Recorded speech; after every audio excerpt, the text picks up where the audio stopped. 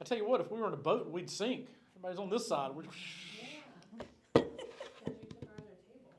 Well, okay, so I wasn't sure if everybody wanted a table, honestly. But I took that table out to go to my Sunday school class, and I was going to replace it, but then I was thinking, not everybody wants a table. But I guess I'm wrong. Everybody wants a table. So next week we're going to have 45 tables in this room. Where's my table? But, You couldn't have done that any better. oh, goodness. Anyway, welcome to those of you who are watching online. They give me a hard time in here because I didn't get a table. Most of y'all are at the kitchen table, right? Anyway, all right. Well, so yes, we'll replace the tables next week. Leave me alone, people. All right. Route 66. Take out the book that you have. If you don't have one and you want one, we can send you an electronic copy. You can print that out or just follow along if you want to. And but send us an email and let us know. We'll be glad to get that to you. But tonight we are going to be. I mean, we're careening toward the end of this thing. See, 2 John, 3 John, Jude, and Revelation. Right, that's all we got left. That's it. And we might, depending on how fast we go, if I can not ramble.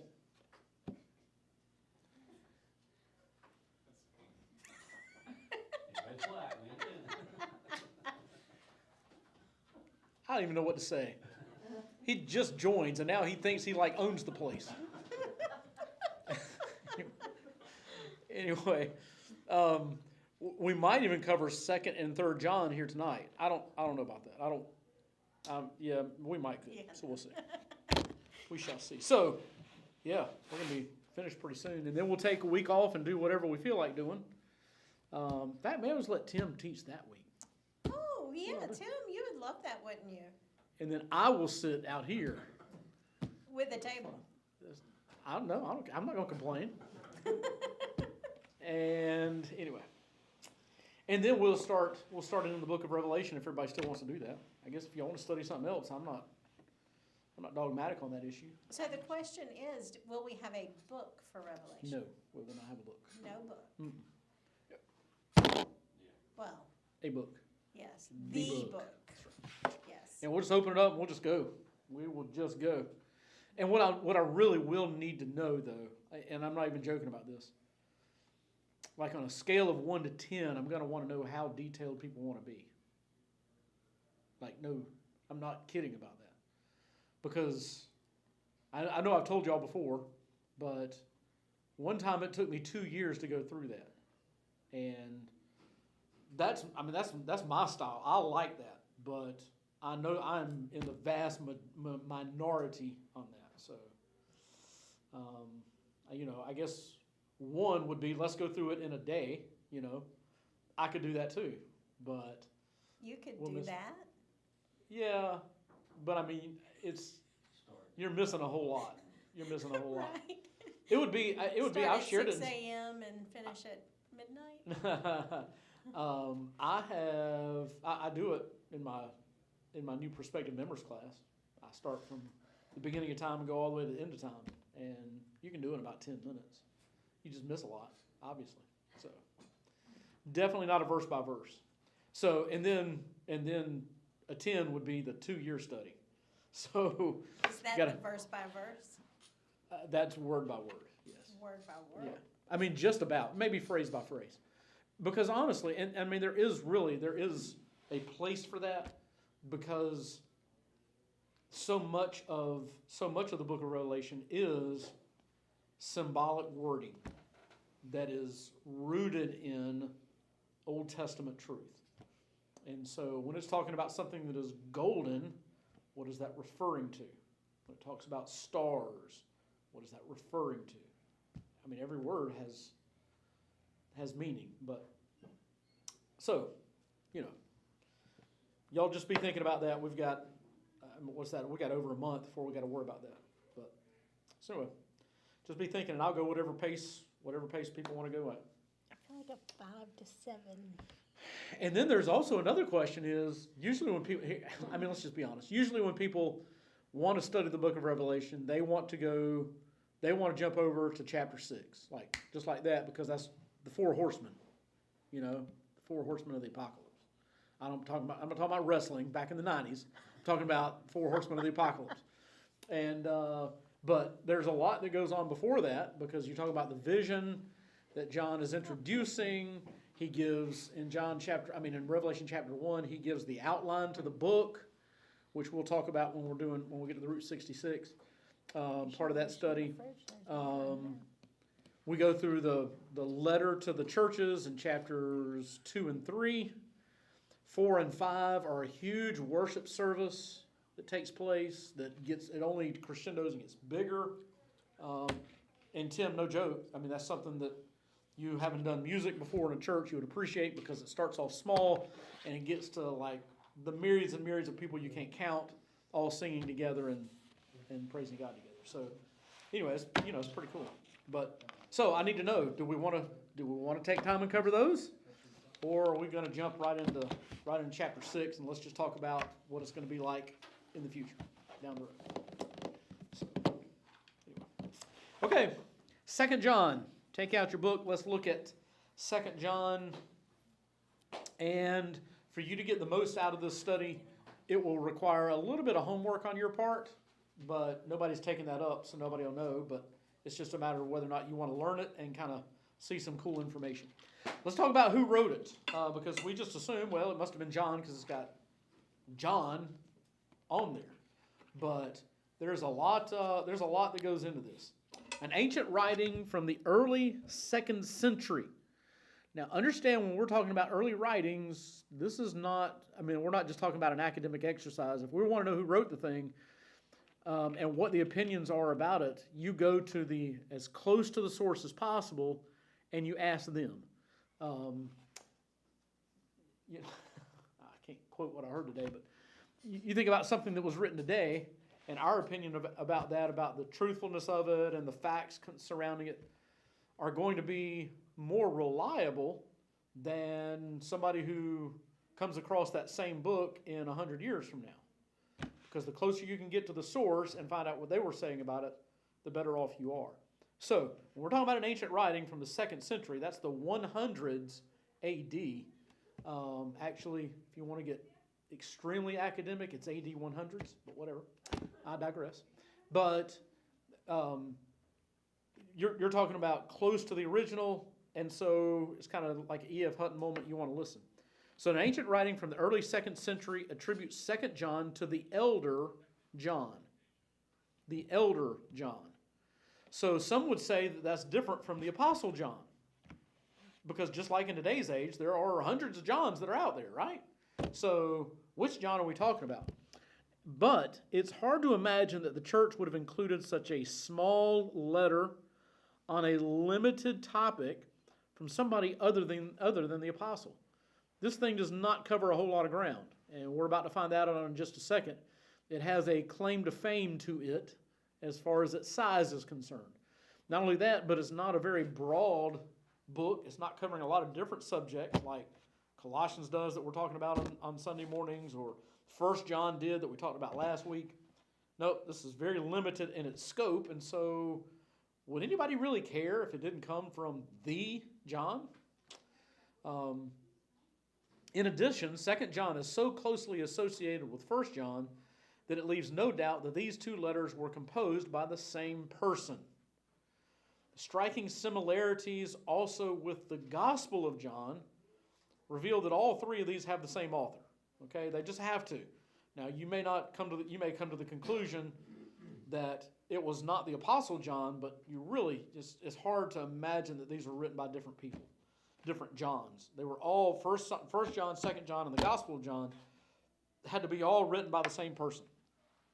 And remember, none of them say, "Hey, this is John, but this is the Apostle John," by the way. So there's a comparison. If you've got your book, and I hope you do. Again, if you don't, we'll email that thing to you, even if it's just this lesson. But you see there a chart. It's not exactly the greatest of charts, but I did this on my computer anyway. So, but you see there some verses that can compare to one another. I thought about maybe doing that in here, but we're not going to. This is where the homework comes in. It may not be like life altering for you to do this, but I think that it would be kind of insightful for you to kind of go and look at, just kind of go across, look at 2 John 5, 1 John 2, 7 and 3, 11, and then the Gospel of John chapter 13, verses 34 and 35. Read those side by side, and you're going to see some striking similarities between those that tell you, hey, this has got to be about the same person. Kind of like if you have been through, like y'all have been through, Pat's been through, none of y'all have, been through my new members class or prospective members class, there's information that I cover in there that I might actually do the exact same stuff in here at times. And so that's what John does. He's written different letters at different times, but it's just something that is on his mind. It's something he's got a heart and compassion for, and so he's going to write it in multiple venues. That's why sometimes I'll say, you'll hear me say, either in here or in the pulpit, I might say something like, I know that I've talked about this recently. I know that I've shared this. I just can't remember where. It's because it's just something that's on your mind and you share it in different places. That's what John did. He's writing to different people at different times, but it's still on his heart. And so these are just some comparisons for you to look at, and I think it might be interesting for you to see the thread that is going through his writing. So we know that it's the same author. The author was the Apostle John, and we talk about him more in the introduction to John and introduction to 1 John. So check those out.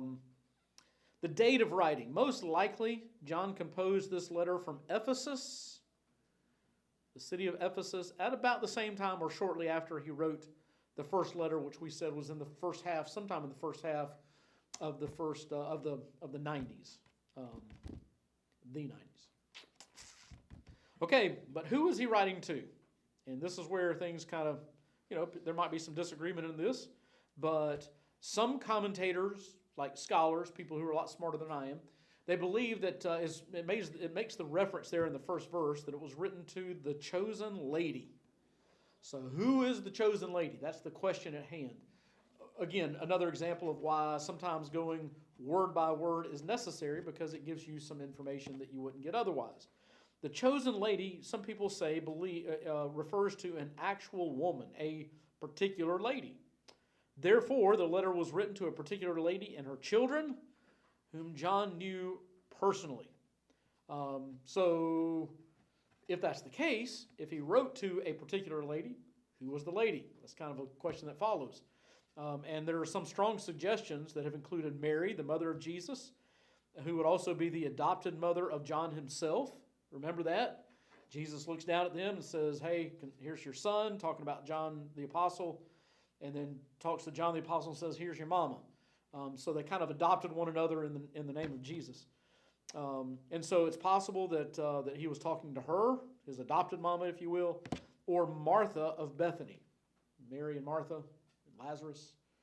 So if he was writing to a particular lady, it could have been one of those.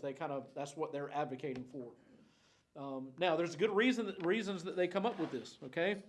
Number one, 2 John and 3 John are similar, and 3 John was clearly written to an individual. And if we get to that study tonight or next week, then we're going to see it was written to a particular person, no doubt about it. And so it would make sense that this one was too. Second proof that they look at, that the letter is too simple. Remember, we said it was focused. It was too simple to hold an elaborate metaphor using lady and children as a reference to church and its members. Throughout the whole letter, it uses this metaphor. So it probably is not talking about a church, they would say. But this rationale, honestly, is kind of weak. And the reason is 3 John actually mentions someone by name. And this letter it's so short, it's hard to call the metaphor elaborate. It's not that big of a deal. It's only one chapter. So he just uses it for a short amount of time. Other reasons that it probably was not written just to one single individual, let me give you a few of those. Number one, it is unlikely that John would have referred to one person as someone loved by all who know the truth. Verse 1, that's by all who love the truth. Is there any one person that everybody who knows the truth knew? Especially not in that day. Today you got social media and TikTok and all that kind of stuff. But back then, nope, probably not.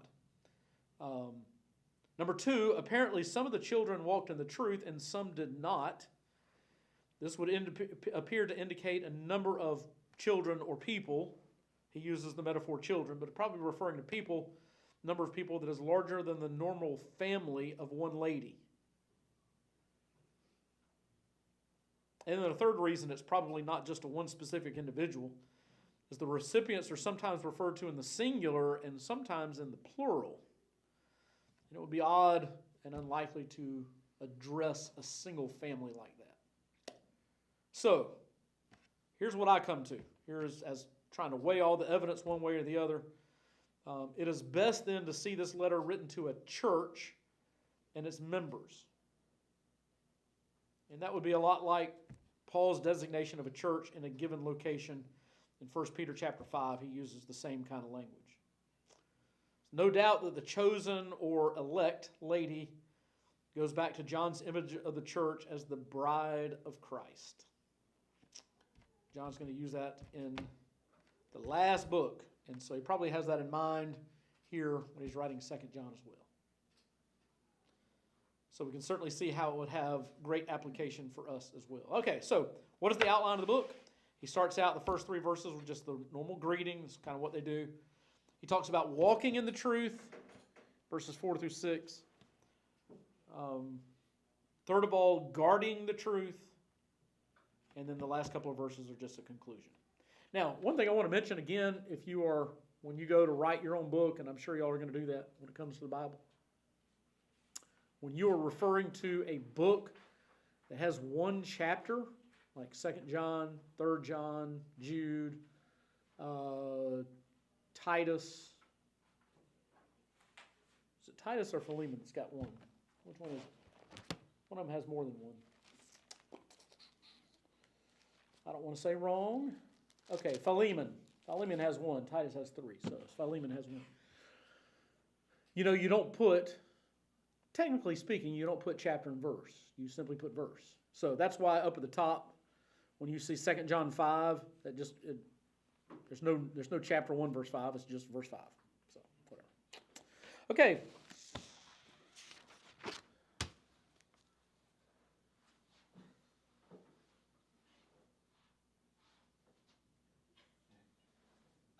Two weeks in a row.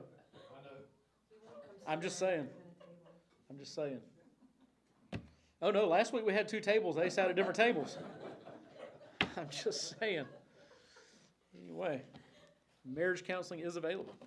Okay, now, the theology of 2 John. What do we need to learn from this little bitty book? And believe it or not, there is a good bit to learn from this little bitty book. 2 John is the second shortest book in the New Testament. So, just for fun, Bruce is ready. I haven't asked a single question until now. So here is the trivial question for the day. Do not Google it. What is the shortest book in the New Testament? Jude. 1 John. 1 John is 5 chapters. 2 John. 3 John. It's one of them Johns. 3 John. So further trivia, you said you weren't going to answer. You got it right. What is the shortest book in the Bible? And we actually talked about this in the Old Testament. We talked about the shortest book in the Old Testament. Psalms 1. No, book. What whole book? What's the shortest book in the whole Bible?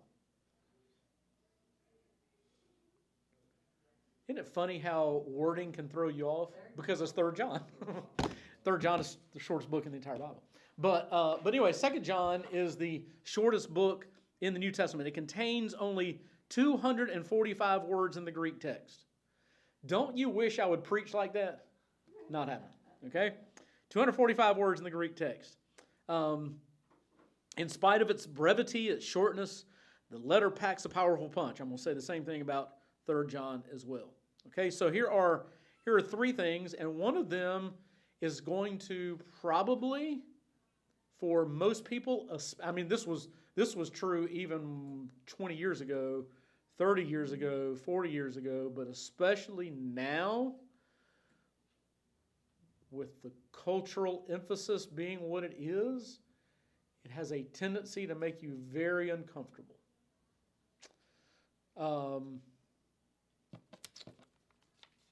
At least two of them. Well, one of them will.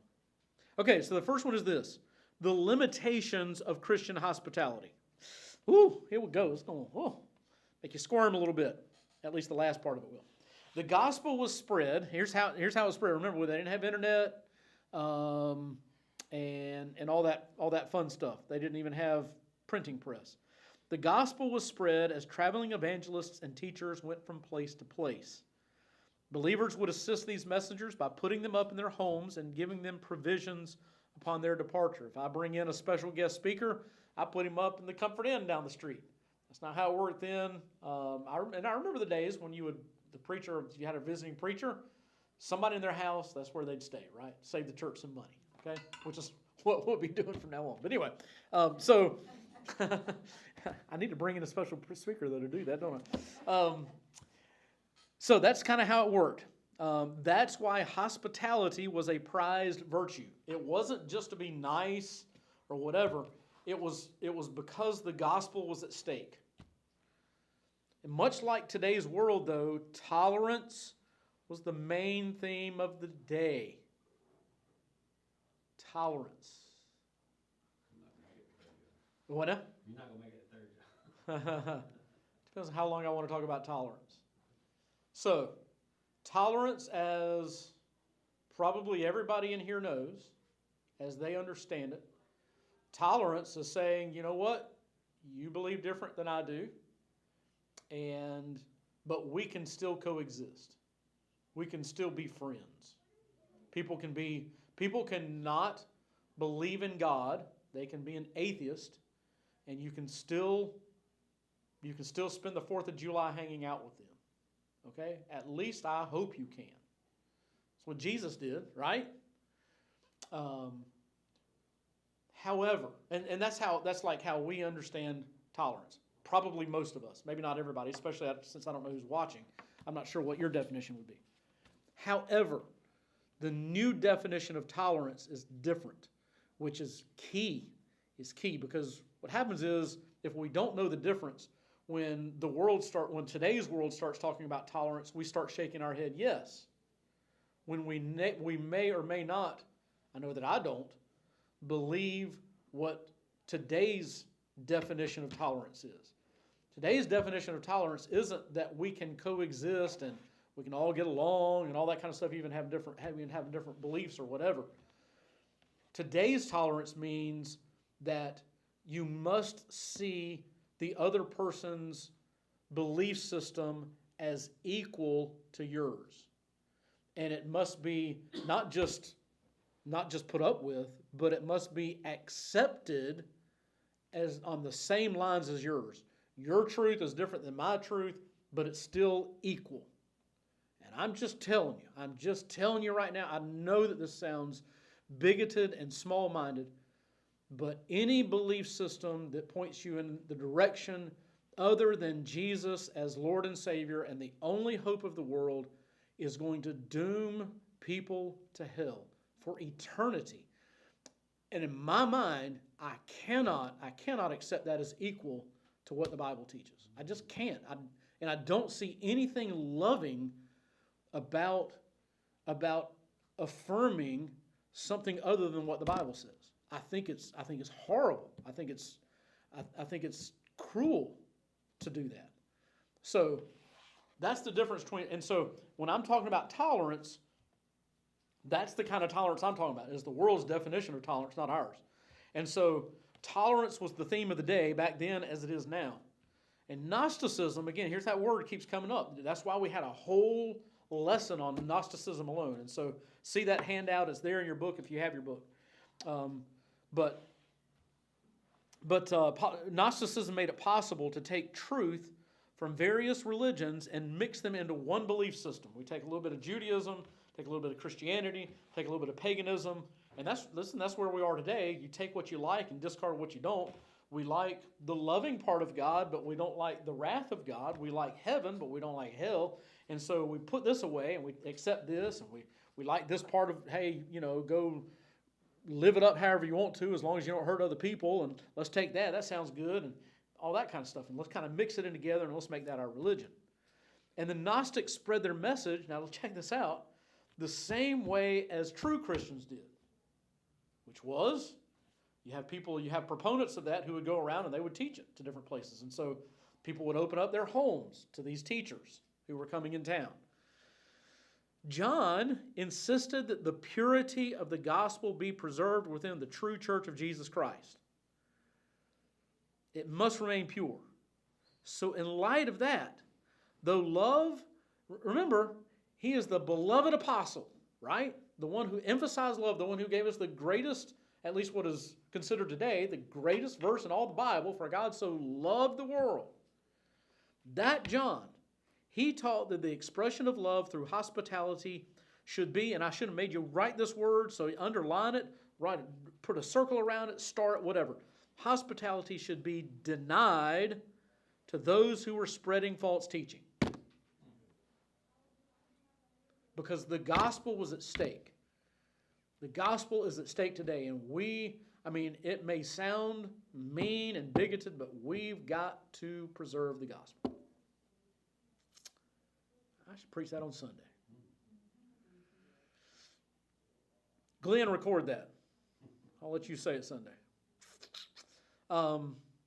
In light of that, what else? Okay, I've already been there. So, to do so meant that they would be participating in deception and evil deeds. Again, that's not my words. Read verses 7 and verse 11. And now, I can't imagine that I came up with this because this is too good for me to have thought of on my own. So I probably copied it from somewhere and just didn't give credence. But you should underline this entire sentence. True love can exist only where truth is embraced.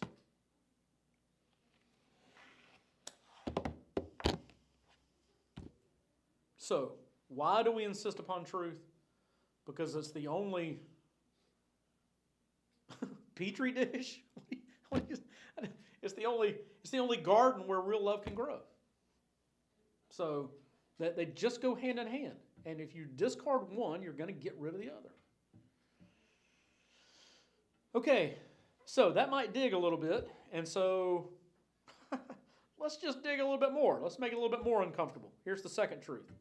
And that is the foundation of truth. John is going to demand that truth be upheld. In this little letter, that's what I'm saying, man. It's a big punch. John opens this letter by mentioning truth 5 times in the first 4 verses. Like, I think this coming Sunday, I think I'm going to cover 3 verses, I think, and in each one of those verses, it's either 3 or 4. In each one of those verses, he's going to talk about being thankful. So you got to know that's on his mind, right? When they talk about it that much. So he mentions truth 5 times in 4 verses. Here we learn that biblical love is tied to truth. And Peter would confirm that same thing in 1 Peter 1:22. Not only does truth exist, it can be known. It's not a secret like the Gnostics thought it was. And also, not like some people today may be concerned about. I read the Bible, it just doesn't make any sense to me. God's not trying to snow you over, okay? It can be known. Sometimes you got to stick with it and work at it, but it can be known. And not only should we strive to know it, we should live to defend it. And since he's writing to this in a church setting, we as a church, that's a charge to us. We've got to embrace and defend the truth. But notice this, the truth is not academic at its core. That's not the main thing. I mean, it is, but the foundational part of it is not academic. Rather, truth is a lifestyle. And that James said the same thing. Remember, got to be doers of the word, not hearers only, because if you can study it all day long, but if you don't live it, you're living in deception. So at its core is living it out. And when one chooses to live according to the truth of the gospel, blessings flow. Okay? And now we get to the part that makes everybody feel a little bit better. We can end on warm fuzzies tonight. All right? And that is the obedience of love. Because it is just as, I do say that tongue in cheek, but it really is just as important in this letter as everything else we've talked about. the letter plainly states the inseparable connection between love for God and obedience to Him. And this shines through in the Gospel of John. It shines through in 1 John, the Epistle of John, and those kind of things. And when we talked about 1 John, I guess that was just last week, we talked about the same thing, the righteousness of the believer, that it becomes a part of who we are to live that life out. And not only that, but in doing this, John is consistent with the entirety of Scripture. You can go to the Old Testament, you can go to the New Testament, you never do escape it. Love for God is tied to obedience to Him. You can't say that you love Him and then go live your own life. That's a farce. That's a farce. That's why, you hear these celebrities and you see the lifestyle that they live, and then they talk about God. And it's not just celebrities. It's just that their remarks are more broadly put out there, so you hear it more. But a lot of people do the same thing, and they'll come in and they'll talk spiritual, but then their life shows something totally different. And the Bible rejects that kind of life. It's just not true. It's not true. If you love Him, you'll do what He says. Okay. Questions? What's that second one? It's the second blank overall. Yes. Small letter. Yep. Any other blanks? Any content? Anybody bothered by anything? Anybody want to argue about anything? Have a Wednesday night fight? All right, well, if y'all just wanted to stay all peaceful and everything, I guess that's what we'll do. I'm going to be preaching on that Sunday, but until then, we have until then to, really get it out. That is true. That's true. You know what? That's what we ought to do. We ought to bring the people who put all those comments on Facebook, and let's get in a room and let's just see if they're willing to say it where people are looking at them directly in the eye. It's easy to hide behind a screen and say whatever you want to. So, just for weak people. Different opinion. Don't make your opinion on Facebook. I can tell you that. Just if you don't like it, just scroll past it, because other Christians will go off on you if you don't have the exact same viewpoint, even though theirs is not biblical. Yep. Yep. I've learned that. Fun times we live in. So, anyway. And listen, it was funny because at the convention this year in New Orleans, at one point I almost got sick of hearing it, but it's like every speaker that came up, every one of them that was either speaking or giving a devotion or whatever, they all hammered home that idea about, because even there in the room, preachers go at it too all the time, and it's embarrassing. But he talked about the things that you say online, the things that the preachers in the room were saying online. And of course, there were 9,000 of them in the room, so he had to be hitting somebody. But anyway, it happens everywhere. It happens with all kinds of folks. And so, yeah, we just need to learn to keep our mouths shut. So, I'll be talking about peace Sunday. I guess I'll have to say the same thing. So. Okay, anything else? All right, what prayer requests you got? If you're watching online, I know we got a few folks watching online, a few eyes on here.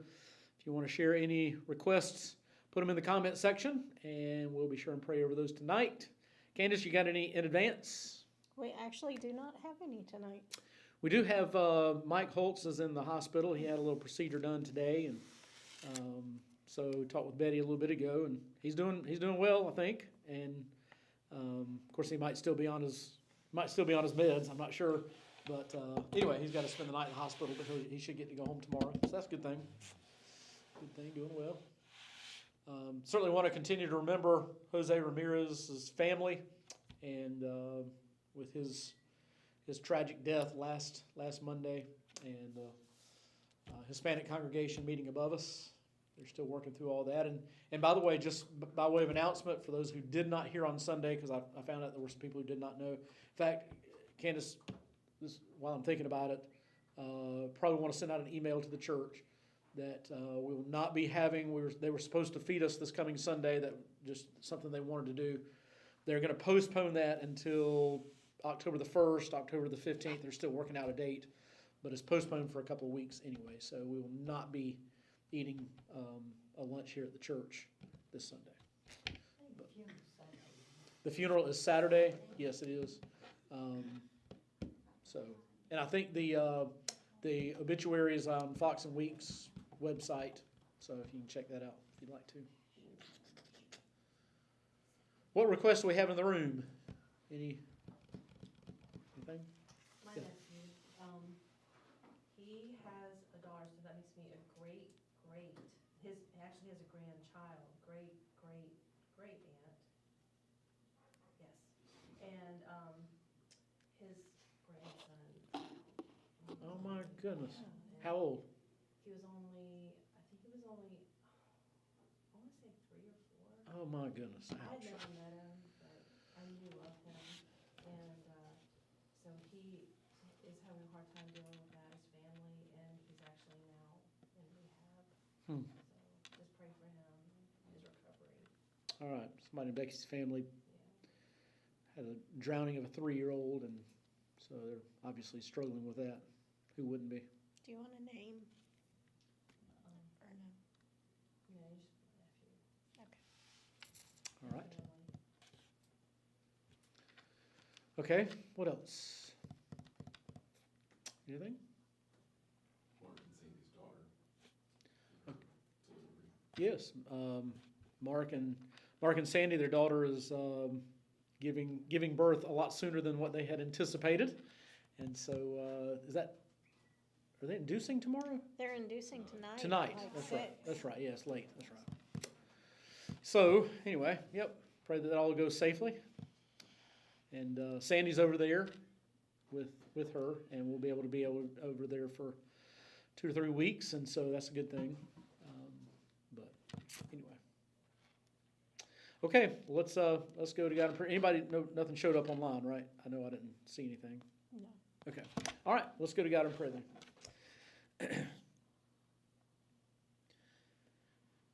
God, as we consider what your word says and your insistence upon truth, then Lord, help us to also take that seriously, especially in a world that does not like it, and so it tends to skew it and criticize it, and wants to do away with it altogether.